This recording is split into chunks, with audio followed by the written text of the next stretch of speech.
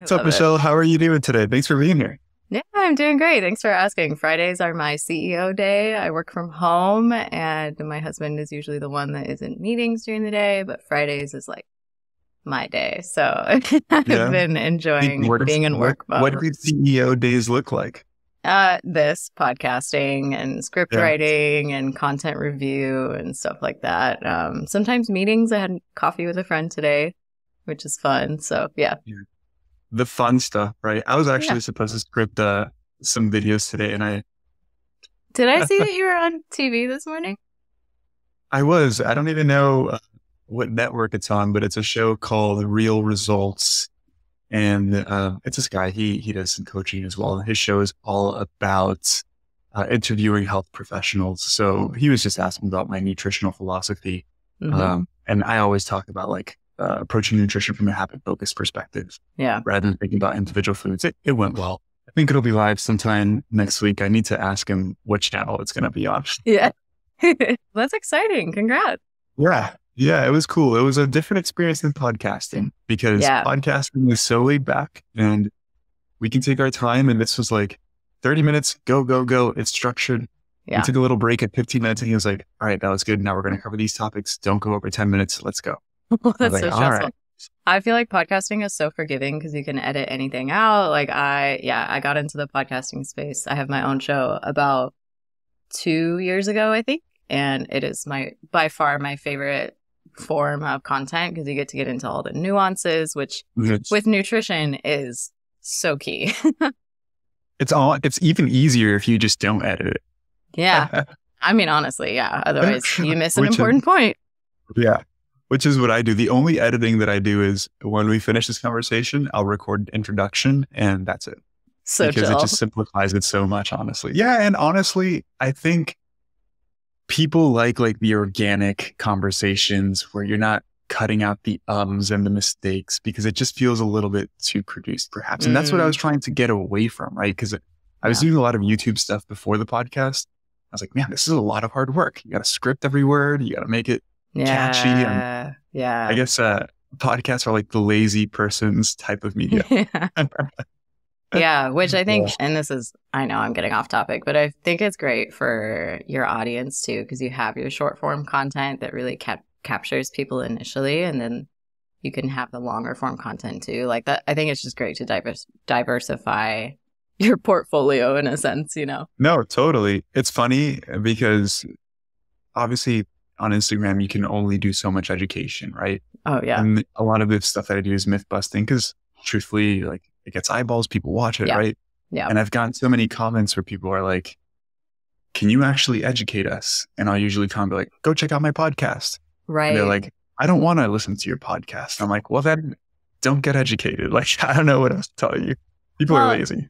And therein lies the problem, I think, with our field today is that people don't want to take the time to get to know the details of something or learn the science behind something. They just want the bite-sized, sensationalized information on social media. So, I mean, I could go on about that, but...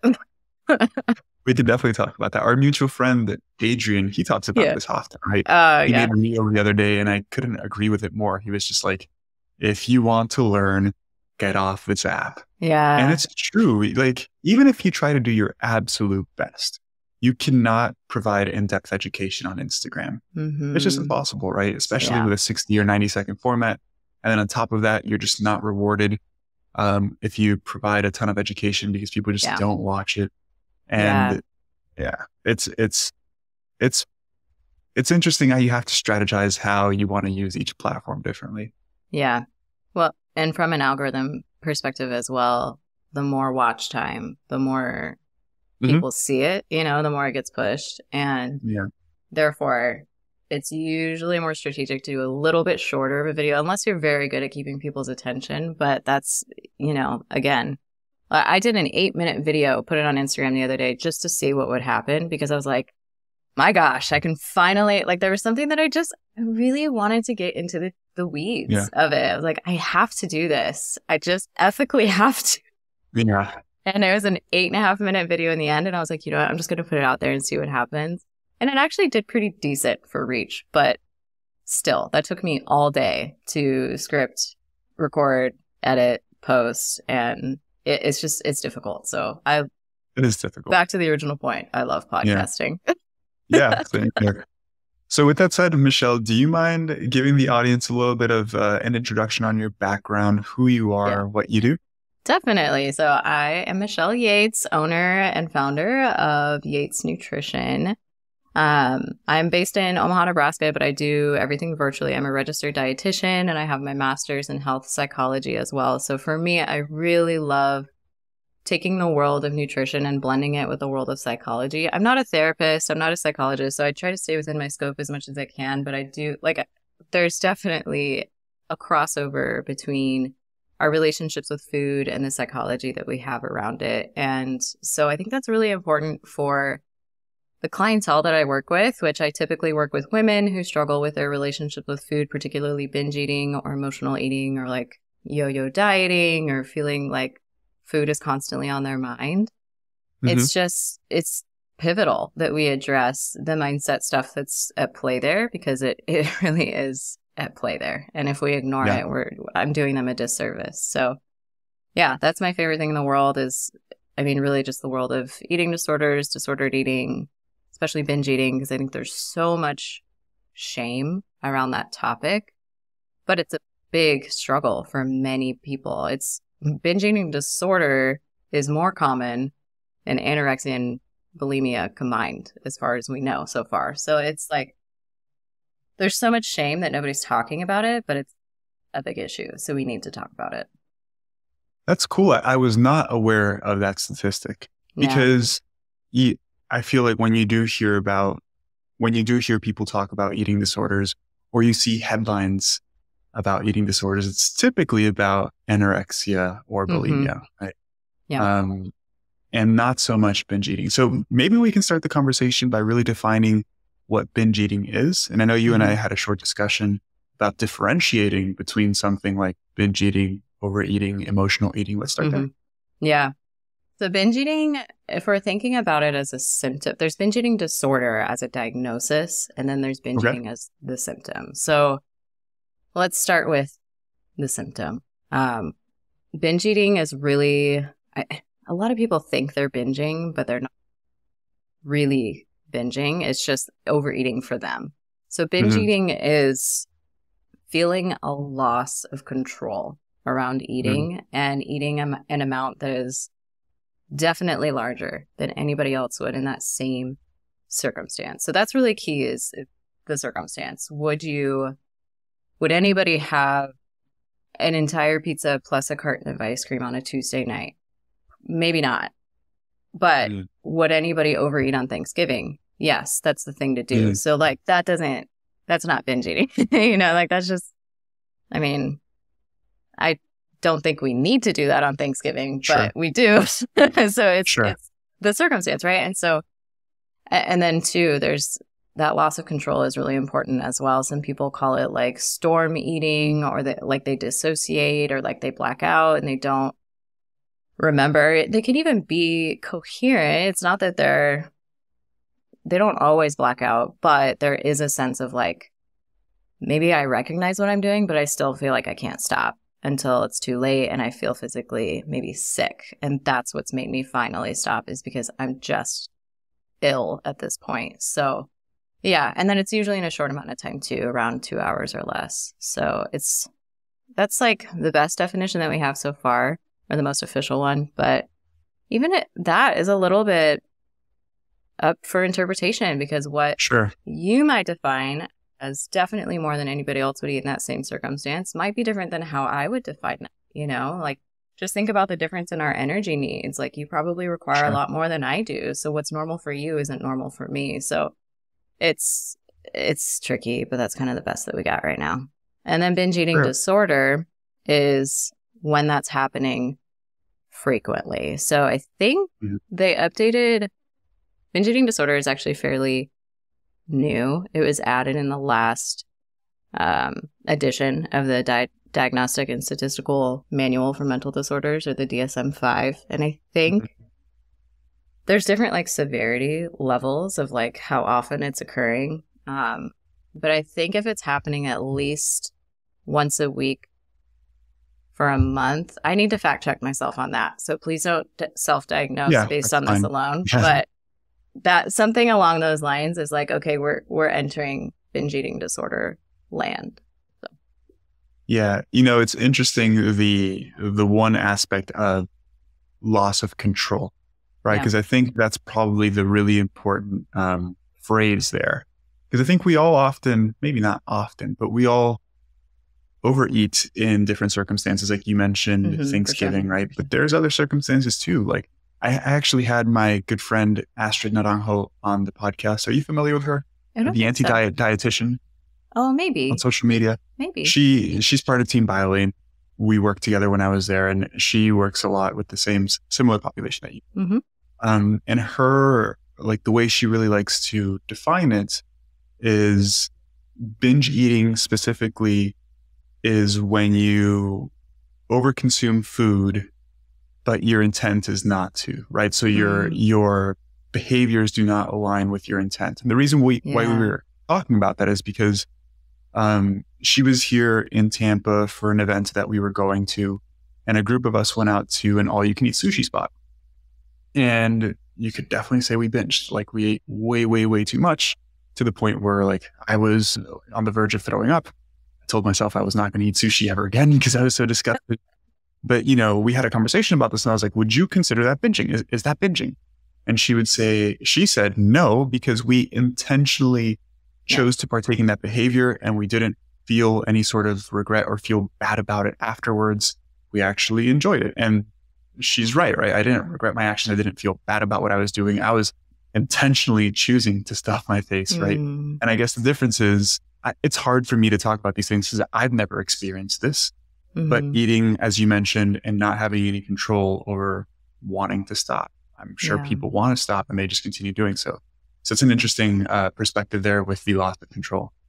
And that's tricky too, because I could even disagree with that a little bit. There's people who do plan their binges and they go grocery shopping and get everything ready and then they binge, like that's intentional, but maybe you could maybe say it's unintentional though, because they feel like they can't control it and the behaviors are just starting earlier in the day. Like, man, you could really go back and forth about that.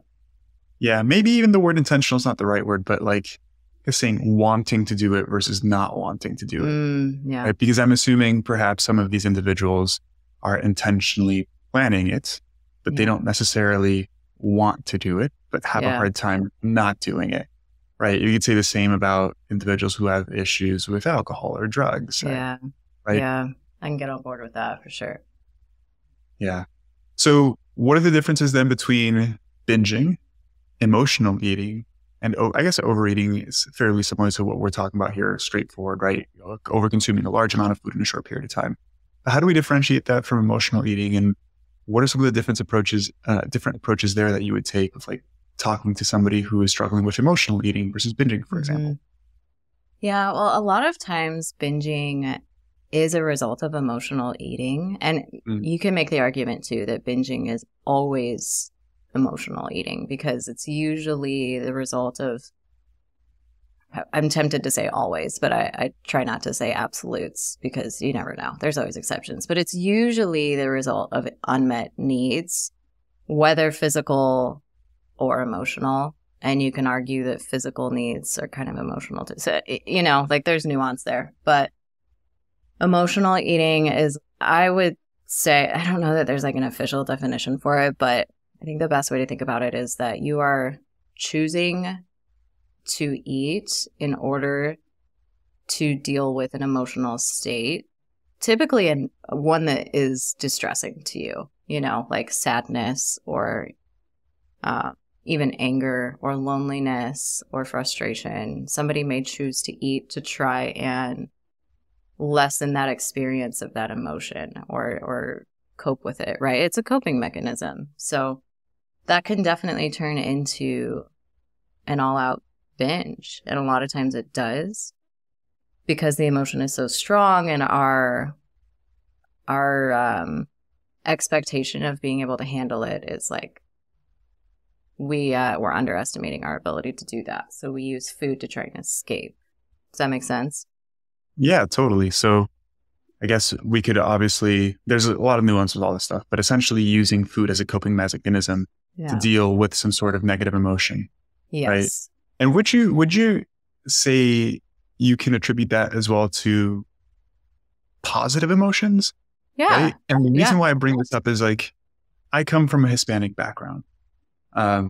Food is used almost as like a remedy for everything, right? Mm-hmm. I'm not going to generalize and say to everybody's family, but it's a cultural thing, right? Yeah, absolutely. And like, if you're feeling bad, here's some food. If you did something good and you're feeling good, here's also some food, right? And I obviously don't think there's anything wrong with using food as celebration. I mean, it is part of celebration, right? But when you just use food for everything, I mean, some maybe not so good things can happen, right?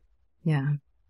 Yeah, no, you bring up a really good point. It definitely can be a response to positive feelings like celebration, or I hear that a lot, particularly in connection to somebody's culture. Like, I just grew up this way. We always used food to celebrate, or it brought everybody together. And I think that's a really beautiful thing. I think that food, like, we shouldn't try and take that away, you know, from somebody's cultural experience or how they like to celebrate things, how they like to spend time with their family.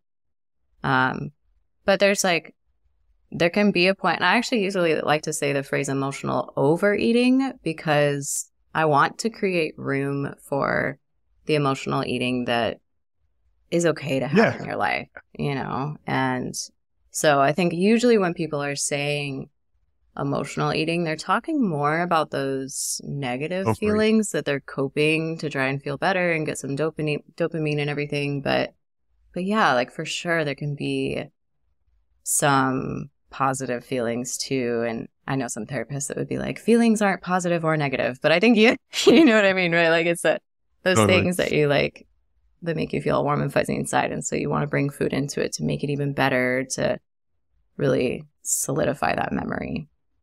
Yeah, I was laughing because you mentioned it should be termed emotional overeating, because there is room for emotional eating, right? And I was just thinking, like, literally every night after we put our son to bed, and we're like, yes, the day is done. We had some ice cream. Yeah. And I'm like, that's emotional eating, I guess. That's how I am with my chocolate. It's just like the perfect little nightcap, and it just makes me happy, and I'm fine, you know? Yeah. Exactly. And you're fine.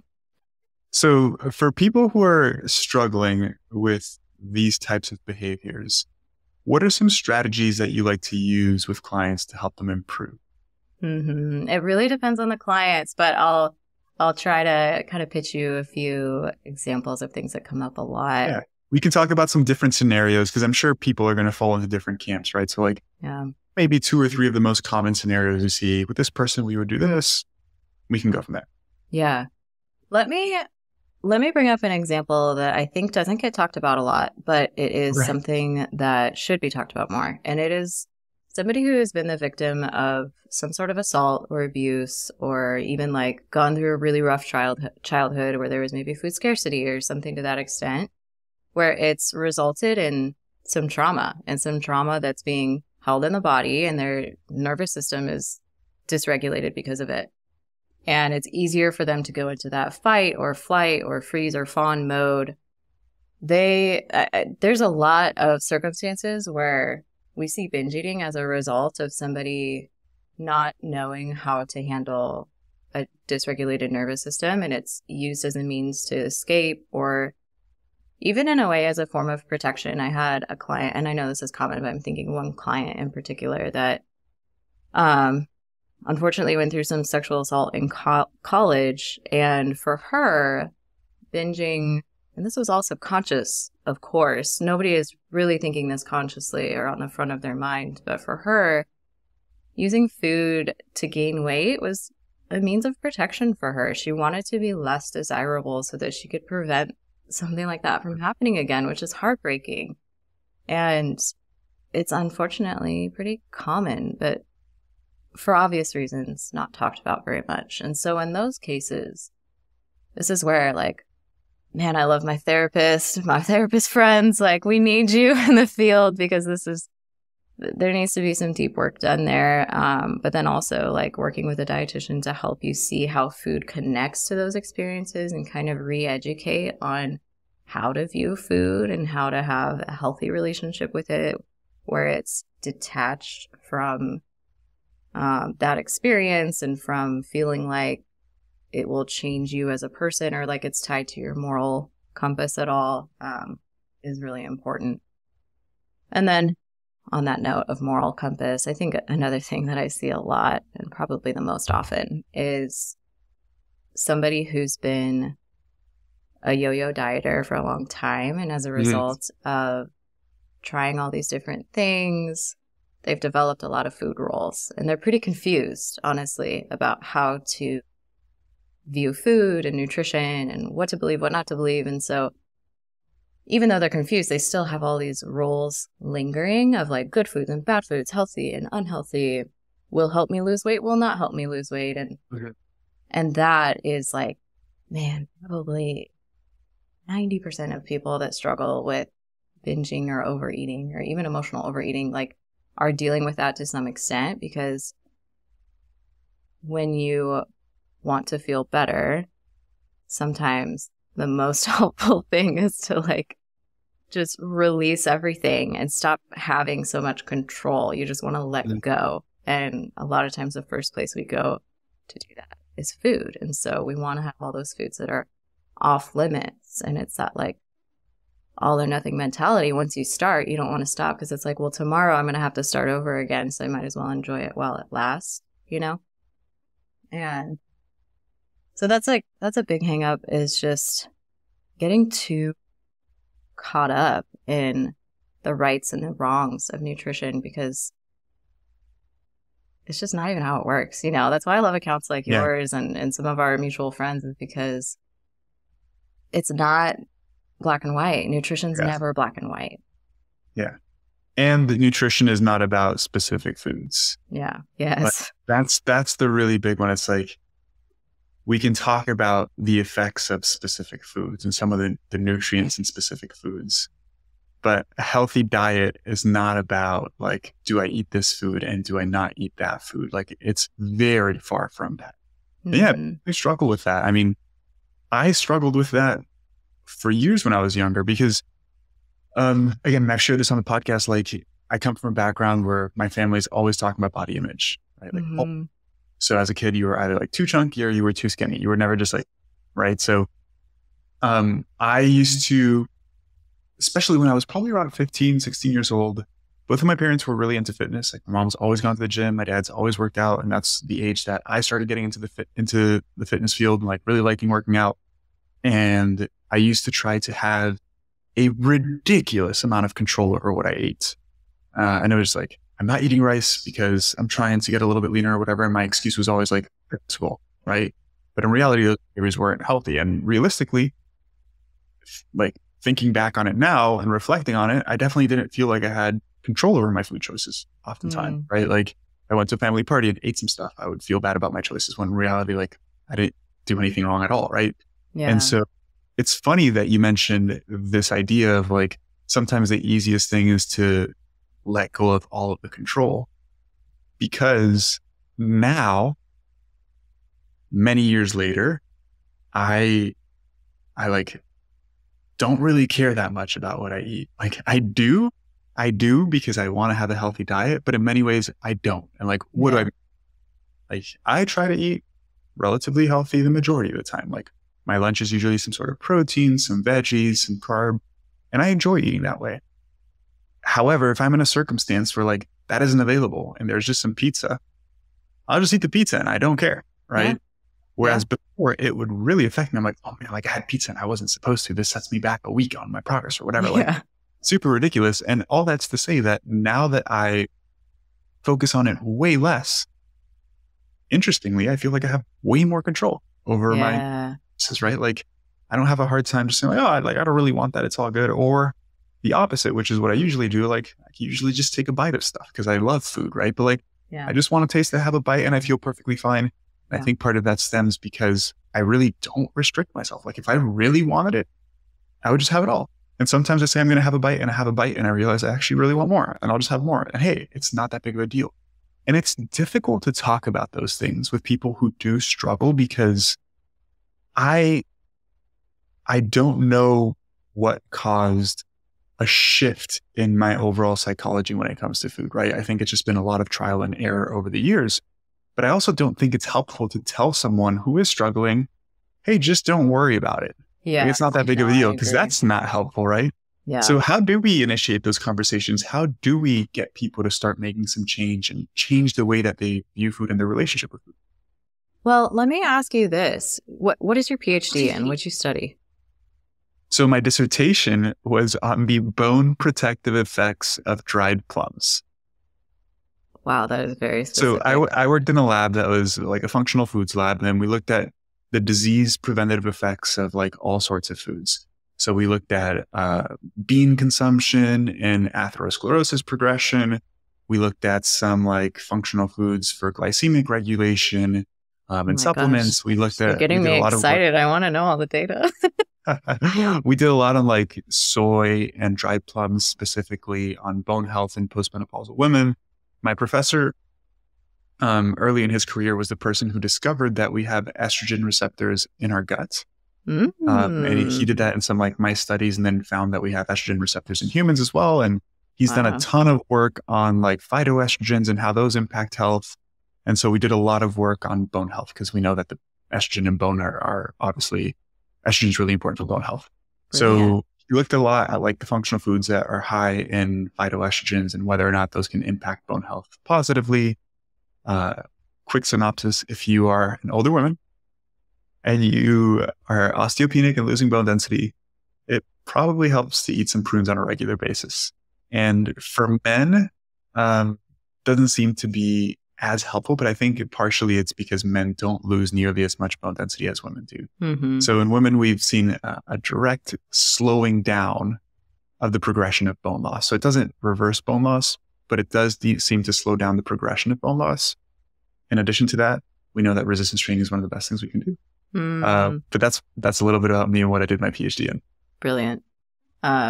Side note, but I did some research in my undergrad on the female athlete triad. So I love the topic of estrogen and bone loss. I'm nowhere near as smart or versed on the subject as don't worry, Michelle. I've forgotten a lot of what I learned already.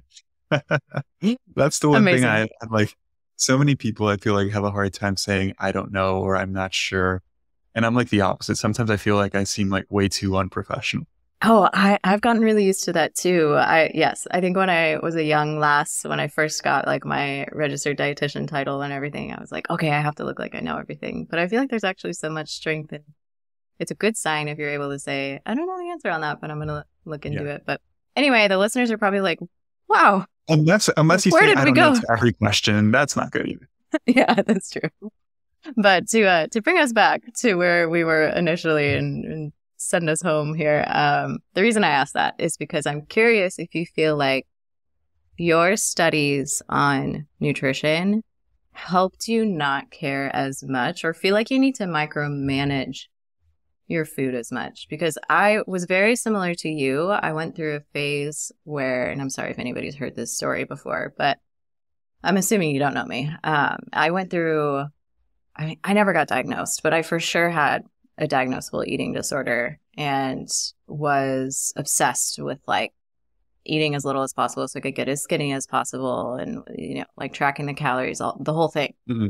And so I'm very I know what it feels like to micromanage your food and feel overwhelmed by it, and have it on your mind 95% of the day. And I feel like what was really healing for me was to actually go through the education I did to understand how little of a deal nutrition is. That's going to sound bad because I'm a dietitian. Like, obviously I know there's some importance there and it does impact us, but not nearly as much as I was giving it credit for. Like the way that we eat matters, but it doesn't matter so much that doesn't matter that much. If you have one thing, it's going to ruin you for the rest of your life. So I'm curious if you feel like that was true for you going through your education, because I know you said you weren't sure what caused your shift. Yeah, I think education is definitely a component there. I think there's a couple of factors really, if I think about it. So I've been into like nutrition and fitness and all this stuff for like a long time, way before I was studying it like in college, right? Even when I started college, my major originally was not nutritional sciences, but I was into fitness and I would watch a lot of YouTube and I would watch a lot of Layne Norton's videos on nutrition and energy balance and all this stuff. And I think there was a shift between like first, I felt for a lot of the myths of like having to eat clean, avoiding these foods because these foods inherently cause weight gain. And obviously there's just a lot of crappy information out there. And then I started learning about energy balance and calories. And then I was like, okay, well, I can just track my calories and I can have more flexibility with my food. And that was, I guess, one step in the right direction. And then I started learning more about nutrition. Part of it too, I like was always somewhat of a picky eater and like, I'm not a picky eater at all anymore. I love everything. So then I started enjoying vegetables more. And then I think just as I've gotten older too, I've been caring more about health itself rather than just body composition. Although those two are obviously intertwined, but I was like, man, maybe I should make it a priority to put more vegetables on my plate. And so now it's not like I'm super excited to eat my broccoli, but it's not an emotional thing, right? I'm like, hey, I just need to eat this because I want to be healthy and it's important for me to eat these things. So I just put them on my plate. There's just a lot less like emotion tied to it. I think part of it too is because when I was younger, my entire identity was tied around this fitness thing because it was just like what I cared about more than anything. And I still, don't get me wrong, I still obviously love it. Like this is the field that I chose to pursue a profession in. But like, I just have so many more things going on that like, it's not that important, right? Like I'm a dad, I have a great family. I care about other things besides just like being in a particular type of shape. And those things don't even, like you were mentioning, it doesn't even really matter that much because again, nutrition only plays really, I think, a relatively small role compared to what people try to make it seem like. But I think it's just been a slow change over time. And I'm not going to lie, because this is something I like to mention too when I talk about these topics. Like, I think all of us who would say that we have a good relationship with food, for lack of a better term, we still have negative thoughts from time to time, right? Like, absolutely. I just know how to talk myself out of those things. Like if I go to an all-you-can-eat sushi spot and I feel like I'm throwing up from how much sushi I ate, I don't feel good about it, right? I'm like, damn, I shouldn't have done that. I don't feel good. Like probably overate another 5,000 calories in what I should have. That was a lot of food. And then I'm like, hey, like it's just not that big of a deal, right? I don't know. I feel like I have the mental skills to not let that impact me negatively. Yeah. And I don't know where that came from. I think it's just trial and error over time, honestly. Yeah. You bring up so many good things. One thing that I'm hearing from you is that there was a change in your values amongst everything. Like you used to value fitness and athleticism and body composition to a greater extent than you do now, because now your values have shifted to being your son, your family, fill in the blank. And that is something that I think is really underrated in the work of helping somebody heal their relationship with food and then also with their body, because a lot of times the two are directly affecting each other. Is what are you valuing the most here? And of course, people will say my family, my friends, my loved ones, etc., my career maybe. But if we really dig deep enough, sometimes we do find that there's still a very large emphasis being put on how they look or, and I know sometimes it does come down to like my health too. I want to take care of my health and all of that. And that's like a separate conversation. But I think what's important for people is to think about, we're talking about habit change. Like think about the habits that you have. Are they in line with your values or what you want to be your value? If obsessively tracking calories is fine for you and it has no effect on your life whatsoever, then fine, like go for it. I know that there can be a healthy relationship with tracking calories, which some people will disagree with me on that, but I don't care because I know it's true. There's people that have a healthy relationship with it and it's helpful for them. Yeah, some people like data, some people like numbers, some people want to track everything. And it's the same, I think we can use an analogy here, and sorry to cut you off. It would be the same with like, let's say business or whatever, whatever type of venture or hobby that you have where like you can track specific metrics. Yeah. Saying that like tracking your calories can never be healthy would be the same as somebody with business telling them not to track the revenue or not to track the statistics. Yeah. It's just a statistic. What really matters is, this is what I try to tell people. It's like the behavior itself is not the thing to focus on. Yeah. The outcome of the behavior is, right?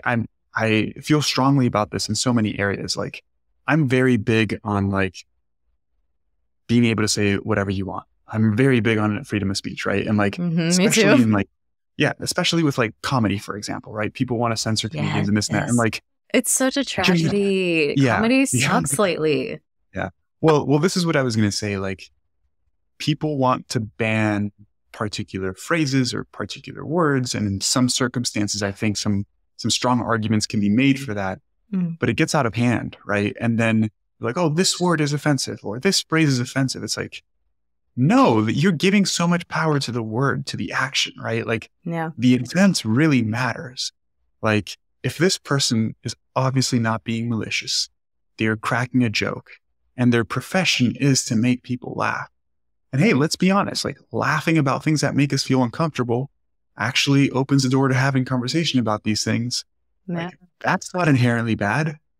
But some people will call me crazy for saying that. And they think like, no, like some things need to be censored. It's the same thing with like, again, with calorie tracking, with whatever it is, like the action itself is not inherently good or bad. We could say the same thing about foods. Foods are not inherently good or bad. The intent, the behavior, the mindset, everything behind it is what, the context of whether the overall thing may have a positive or negative impact. That's a different conversation. But I hate when people just like attack one little thing. It's like, that really doesn't matter at all. The intent really is what really matters.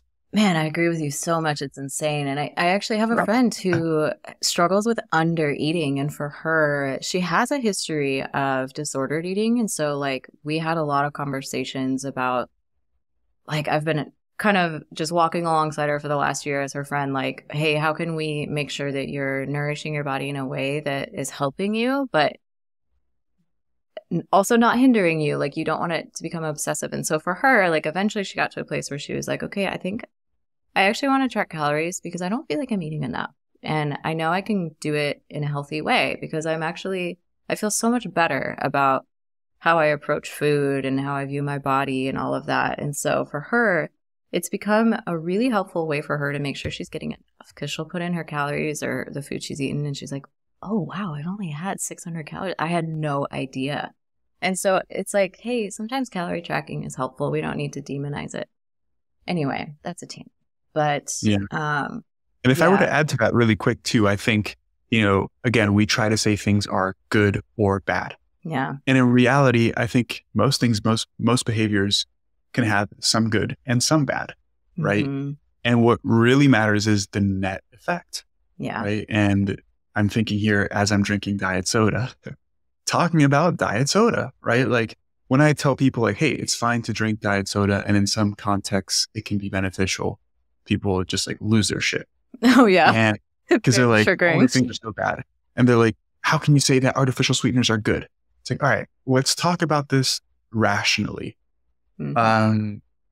Can we argue that there may be some negative impacts of consuming artificial sweeteners?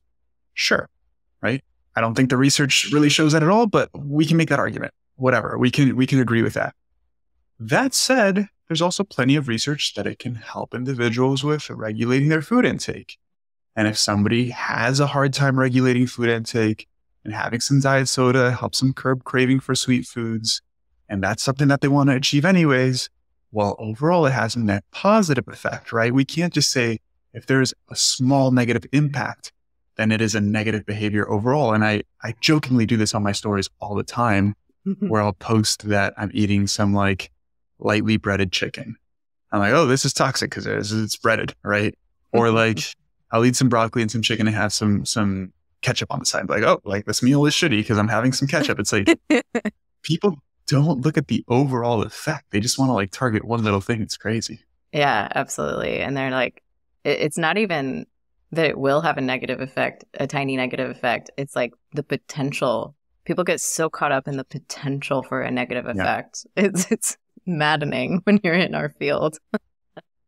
Yeah. Oh, but anyway, I kind of forgot what I was saying before, but I think it's such a tricky topic because everybody has their own little thing, again, like psychologically, their own little thing about what's going on in their motivations for food choices and for coping and for, like anything in terms of your relationship with food and nutrition. And something that can be so beneficial is just educating on what actually matters when it comes to nutrition. And I think circling back to something that you said, which I think is really good to highlight, is that it's not helpful to just say, well, just don't worry about nutrition, or just don't worry about food. Or it's kind of like saying, don't be sad. Don't be sad to somebody that's depressed, or saying just don't eat as much when somebody struggles with binge eating. Like, F off, dude. That is not helpful advice. Yeah. And so I think we get in trouble when we're trying to strike this balance with, there's hot topic approaching. There's a lot of emphasis right now in my field about, it's like we want to fluff everything up as much as possible to prevent as much as possible and to keep everybody as safe as possible and cared for as possible. And we should care for people. We should help them feel safe. But what ends up happening is that we water down a lot of our conversations about nutrition because we feel like the risk for eating disorder is outweighing the pros of talking about nutrition. But I don't think that that's a fair way to view that. I think that you can educate about nutrition in a way that still prevents eating disorders or even treats the eating disorder.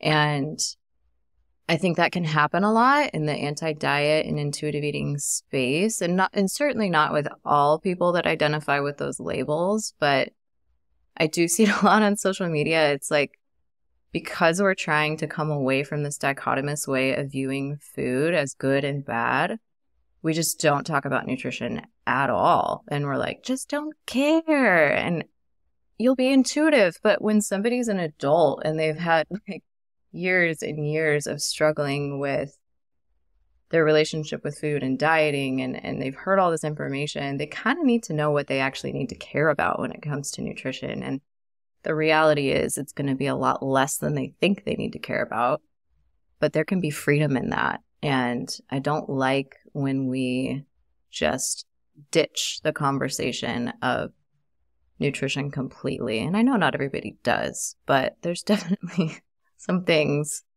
on social media that are a little bit more that way. And it's kind of frustrating when you're in my field. Yeah.